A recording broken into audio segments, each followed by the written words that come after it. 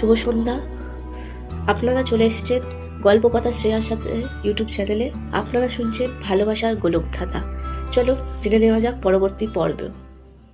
তখন আবির বলে, হ্যাঁ বলো, কি জানো তুমি? আমি জানি না ঠিক, আমি কিন্তু রুদ্রদার বাড়ির আশেপাশে যখন ঘোরাঘুরি করছিলাম, মানে আমরা যখন ছিলাম, তখন আমরা একটা সিসিটিভি ক্যামেরা দেখতে পেয়েছিলাম। সেটা চলে কিনা জানি না, কিন্তু দেখেছিলাম রাস্তায়। আর রুদ্রদার বাড়িতেও আই থিঙ্ক সিসিটিভি ক্যামেরা লাগানো আছে। তো একবার সেই সিসিটিভি ক্যামেরা বা ফুটেজটা যদি চেক করা হয়, তাহলে হয়তো সেখান থেকে আমরা কিছু না কিছু ক্লু তো পাবোই। তো সেইটা আমাদেরকে খুঁজে একবার চেক করে দেখলে হয়। এমন সময় রুদ্র তাদের কাছে আসে, বলে, স্যার। আবির বলে, হ্যাঁ বলো। বলছি, আপনার বোনের মনে হয় ওয়ার্ডে দিয়ে দিয়েছে, ওর সেন্স তো মনে হয় আসেনি এখনো। তো আপনারা চাইলে একবার দেখা করতে পারেন। আর ওর বাড়ির ফ্যামিলির লোক আর কি বলে যে রিয়ার বাড়ির ফ্যামিলির লোক সবাই চলে এসেছে, তো আপনাকে খুঁজছে। তো আপনি গিয়ে একবার কথা বলে নেন।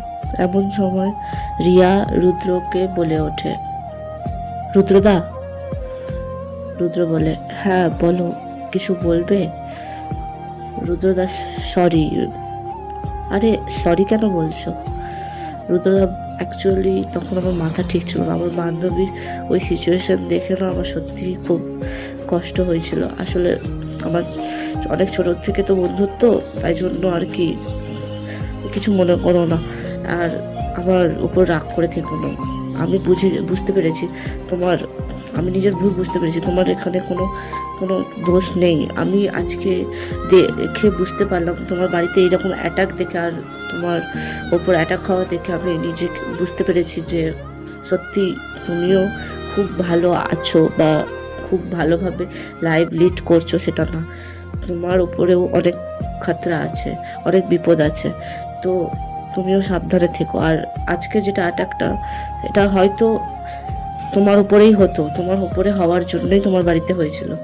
আমরা গিয়েছিলাম বলেই পায়েল তোমাকে বাঁচিয়েছে, আর পায়েলের তোমাকে বাঁচানোর চক্করে গুলি লেগেছে। কিন্তু অ্যাকচুয়ালি পায়েল যদি না যেত, গুলিটা কিন্তু তোমাকেই লাগতো। তো আমার মনে হয় তোমার সাবধানে থাকা উচিত। রুদ্র একটু তাচ্ছিল এবং মুচকি হেসে বলে, আমাকে নিয়েও টেনশন করছেন দেখছি। বাবা, কোনো ব্যাপার না, আমি আপনার উপর রাগ করে নেই। আমি সত্যিই রাগ করে নেই আপনার উপর। অ্যাকচুয়ালি আমার রাগ আমার নিজের ভবিতব্যের ওপর, ভাগ্যের ওপর হচ্ছে। সত্যি আমি যদি এই নিষ্পাপ মেয়েটার সাথে না জড়াতাম নিজেকে, হয়তো আজ তার এই অবস্থাটা হতো না। আমার নিজের ওপরেই খুব খারাপ লাগছে। আমার সত্যি খুব খারাপ লাগছে যে আমি কেন এইভাবে ওর সাথে জড়াতে গেলাম। নিজের লাইফটা নষ্ট করলাম, তার সাথে ওর লাইফটাও নষ্ট করলাম। এমন সময় আবির রুদ্রকে বলে, এইসব ফালতু কথা বলা বন্ধ করো। আমার বোনটা তোমাকে এত ভালোবাসে এইসব কথা শোনার জন্য নাকি? একদম এইসব কথা বলবে না। আর চলো চুপচাপ আমার সাথে, আমি ইন্ট্রোডিউস করিয়ে দেবো তোমার সাথে সবার, চলো। এই বলে রুদ্রকে আর রিয়াকে নিয়ে আবির তাদের বাড়ির লোকের কাছে যায়। রিয়া নিজের মা বাবাকে দেখে ছুটতে যায় তার মা বাবার কাছে। তার মা বাবা রিয়াকে জড়িয়ে ধরে বলে, রিয়ার মা বলে ওঠে, মা তোর লাগেনি তো? তোর কিছু হয়নি তো? দেখি দেখি, তোর কিছু হয়নি তো? রিয়ার বাবা বলে ওঠে, মা তুই কি বলতো, কোথায় গিয়েছিলি? এরকম কি কেন? তোরা কোথায় গিয়েছিলি? এরকম কি হলো বলতো? হ্যাঁ, তোর লাগেনি তো?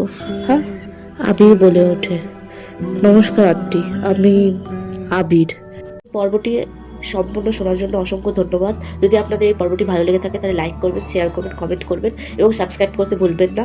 আর এর পরবর্তী পর্ব চলে আসবে এই চ্যানেলে, তার জন্য অপেক্ষা করুন। শুভরাত্রি।